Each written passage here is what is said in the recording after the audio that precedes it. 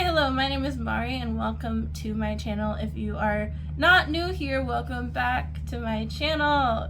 This is week 2 of me trying to be consistent. I don't know how it's going, let me know. I am very excited about today's video. We are talking about the 2024 Paris Olympics. I tried to do my makeup and you know, I'm from the US, so I was trying to be like Team USA. USA, it came out looking like the French flag. Anyways, I'm going to be talking about the 2024 Paris Olympics because there are a few times a year that I feel truly patriotic, and the Olympics is one of them.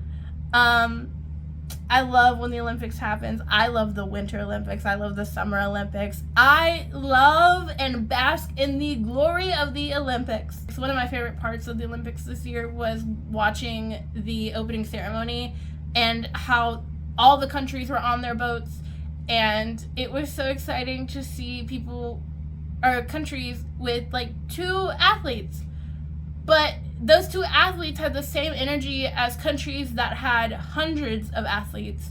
I believe the US had 490 something, maybe 500. Before we can talk about the Olympics, we need to go back before the Olympics. There was some tea that needs to be spilled as far as that goes. So I'm going to be starting with Kate Campbell. Bless her. This is a doozy for me, but you know, the second topic that happened before the Olympics is way more of a doozy. I do believe that the Kate Campbell situation could have been put to a misunderstanding between American media and Kate Campbell, but I'll get to it. So in 2023, Kate Campbell was a part of a meet. She represents Australia, and Team USA was also at this meet. I believe Australia did better. I don't know if they won, but they did better than the US. So when the US didn't like win, they didn't play the Star Spangled Banner. Kate Campbell was then asked about it, and she says, but it is just so much sweeter beating America. Yeah. There were a couple of nights, particularly the first night of competition, where we did not have to hear Star Spangled Banner ring out through the stadium, and I cannot tell you how happy that made me. When we're like right next to each other in the warm-up areas, the US have this like infernal cowbell that they ring, and as someone leaves to go to the competition pool, they ring out USA, USA, and I've never wanted to punch someone more. if I never hear that song again, it will be too soon. Bring it on, Paris. That's all I have to say. US, stop being sore losers. I also believe that this comment was spurred on by the fact that the United States changed the graphic. I believe it was NBC. They changed the graphic that displays winners of medals. Used to, it was by how many gold was won, so like the country with the most gold medals would be top, and then, you know, second most, third most, whatever. They changed it so that way it is now medals total. So of course when that happened, the US was put on top of the list because the US had 23 medals in total, and people were not happy about this, mainly because I think it portrayed the US to be, for lack of a better term, a sore loser who just wanted to look better.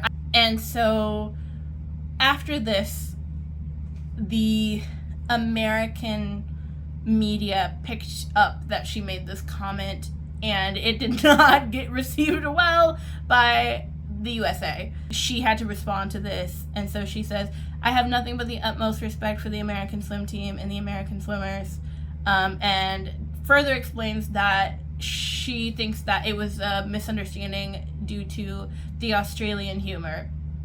I don't know if that's true. I don't know if she really meant it. I'm gonna hope that she did. If it was a joke, I could giggle. It's one of those situations where I'm not sure if it's a joke or if it's like a Schrodinger's douchebag situation, but I could giggle. I could giggle maybe a little bit. It might have been a little funny if it were not said seriously, but like, good for her. She retired. She didn't get the bid for Paris, so she ended up not going to Paris, and that became kind of a meme amongst the US. But yeah, so there's that. Next, we're gonna move on to the Michaela Skinner situation. And this one is, I can't make excuses for this one. This one, I can't make excuses for. Simone, I feel like the talent and the depth just isn't like what it used to be. The girls just don't have the work ethic. Michaela Skinner is a medalist from the 2020 Tokyo Olympics, and she was an alternate in 2016, but it was pretty bad. She ended up deleting the video, so I can only find clips of it from like other sources. I can't really find like her saying it in its full context, but I don't think there needs to be full context. I feel as a lame average American that it takes a lot of work to be an Olympian and do anything at an Olympic level, and if they're at the Olympics, I trust that they might be good at their sport. That's all I gotta say about that. But anyways, we want gold! We want gold! Simone Biles clapped back in possibly the most iconic way ever and posted a photo on Instagram of the winning Olympic team wearing their medals, where she says, "Lack of talent, lazy Olympic champions." And that is beautiful. Chef's kiss to Simone Biles. Also, a total side note that has nothing to do with anything. The Olympic gymnastics team, I go out of my way every Olympics to watch the gymnastics events because I love it. I do swim and I do gymnastics, but I am a highlight reel girly when it comes to swim. I'm a highlight reel girly when it comes to track and field. But they killed it. They outdid themselves, frankly. It was beautiful. Everything was beautiful. Jordan Chiles, beautiful, amazing. Simone Biles, always awesome. Sunny Lee, I love her. I would die for Sunny Lee. Sunny Lee was dealing with a health concern. I believe it was something to do with her kidney, but I'm not 100% sure. But either way, it was very uncertain, how that was going to affect her long term. And it was really beautiful to watch her, compete this year. Loved it. So I'm from Texas, and while that does come with its lows and highs, I always get a little bit of Texas pride whenever I see other Texans doing something. So I wanted to take a moment to list out every Texan I could find that went to the Olympics this year. It was really exciting. Every time I would see like a Texas city, I'd be like, oh my God, I've been there. I know that place. So I need to do that just for me. This section of this video is just for me. But to start, we have Hezzy Rivera from Plano, Sha'Carri Richardson, baller this year, absolutely killed it. From Dallas, Nick Fink from Dallas, Matt King from Frisco, Scotty Scheffler from Highland Park, Jaden Shaw from Frisco, Chiaka Ogbogu from Koppel, Austin Krajicek from Allen, Sam Watson from Southlake, Asher Hong from Plano, Jasmine Moore, Grand Prairie, Haley Van Lith from Fort Worth, Vincent Hancock from Fort Worth, Connor Prince from Burleson, Austin Smith from Keller, Tara Davidson from Wiley, Simone Biles from Spring, Jordan Chiles from Spring, Brittany Griner from Houston, Gabby Thomas from Houston. I think she lives in Austin right now, but she is from Houston.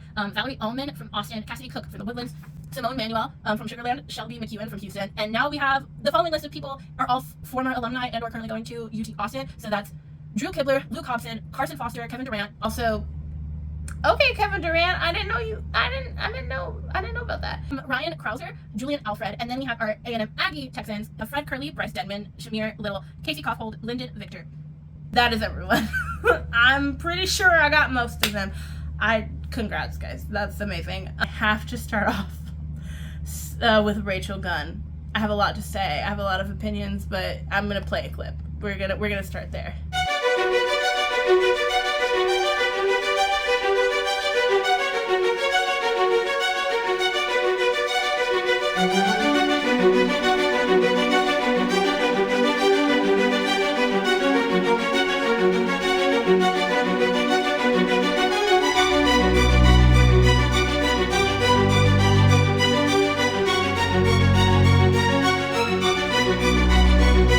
Never seen that video before. I'm so glad I got to introduce you to Ray Gunn. I have a lot to say, but it was truly tragic. But I just hope that Ray Gunn had a lot of fun doing that. That is what I want for her so badly. The girl in the clip that we just watched together, that she's Team USA.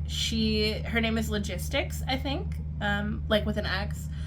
She's real good. She's real great. I don't know where we placed as far as, breakdancing or breaking. But I do know logistics absolutely killed it. Raygun did what she did.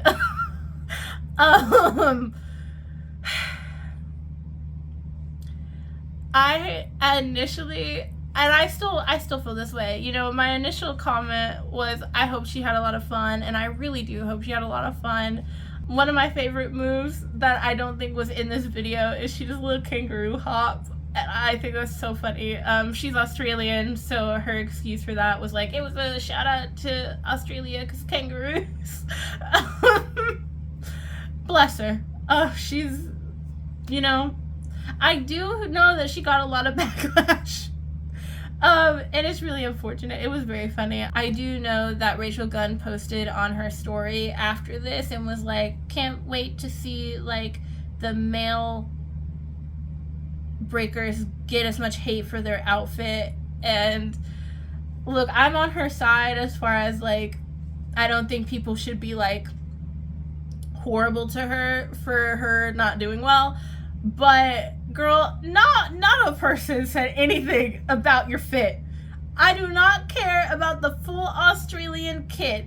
I never questioned the fact that you were full head to toe Australia. Like, that made sense. What didn't make sense was that part where she's on the floor and she does the little toe touches. What is that? Explain.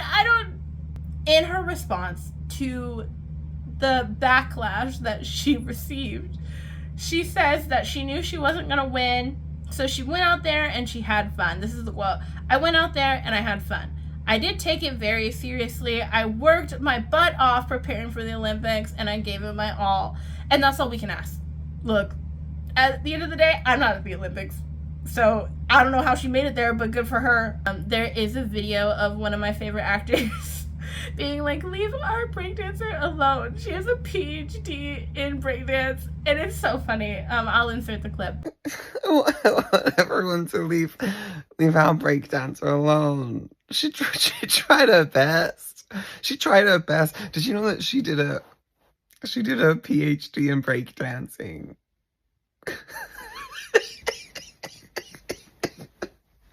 She did a PhD in it. And you know what? I hope she's doing great. I hope she makes so much money off of this that she won't know what to do with herself. But until then, we're going to move on. Brief intermission, but I'm back. I need to talk about Snoop Dogg at the Olympics. He was so funny. There are videos of him interacting with a horse that I think are silly. He just seemed to have a really good time.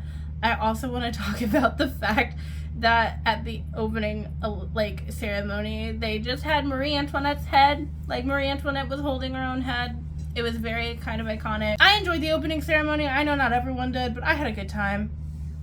They had Joan of Arc on a horse, I think. There's a video of Sha'Carri Richardson just like casually like looking over her shoulder at the people she was running past. And some people found that video to be her like showing off. I think she was just being confident. I think it was really fun to see. I think this is my favorite topic on this entire list. I need to talk about the Muffin Man, aka Henrik Christensen. He is so funny. I follow him on TikTok now. He's very funny. He loves muffins. He loved his muffin, and I think that was really cute. Everything about it was super silly. But I do need to talk about the fact that he also had to swim in the River Seine, which they spent 1.4 billion euros to try and clean. And as I was watching the opening ceremony, the announcers said that they still tested so high for E. coli that the things that they were supposed to do could not be done. They finally did it towards the end of the Olympics, and Henrik Christensen unfortunately came in last place. But he kind of slayed. After this, there were 8 Olympians who got sick. One, her name was Claire Mitchell. She actually had an E. coli infection. I don't know what happened. I don't know why they were so insistent that they swim in the River Seine. My only guess is that someone pitched it as like a cute little idea, and then they just like could not turn away after. Ilona Meyer, I love her. I'm obsessed with her. All of her videos from the Olympics and from her time in Paris were just her living her best life. She went to the Moulin Rouge. That was really cute. That was probably one of my favorite things, was her at the Moulin Rouge. But she seemed to be like having a good time. She was very like confident, sassy, loved her. I love her. One of my favorite people. She is a rugby player, if you didn't know, and I love her. She also educated me on rugby stuff, which was nice. I don't know anything about rugby other than like the, you know, they like grab their pants and like their underwear and just, you know, they hoist them. So that was kind of cool. Is there anything else I need to say? No, I don't think I'm done. Oh, yes, there is something else I need to say. Tara Davis Woodhall and her husband, they took me out. They are so cute. They're so cute. One, her husband was super excited. Her husband did compete. I think they're over now, but her husband competed in the Paralympics and she was in the Olympics, and it was so cute. They were just so supportive of each other. I was so excited the entire time. You could not catch me with a dry eye. I love love. They were just so precious. But that's my entire recap of the Olympics. That was the Olympics from my world. If you liked this video, consider leaving a comment or a like. That'd be pretty cool. I wish I had more to say. I need to get better at the end of these. But I don't know what I'm talking about next week yet, but when I do, you will know. Anyways, yeah, I'm gonna go. But I hope you enjoyed. Bye!